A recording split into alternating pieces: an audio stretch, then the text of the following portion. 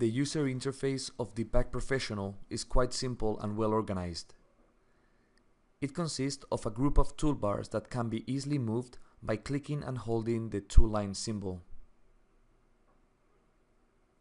I can then place the toolbar anywhere in the screen.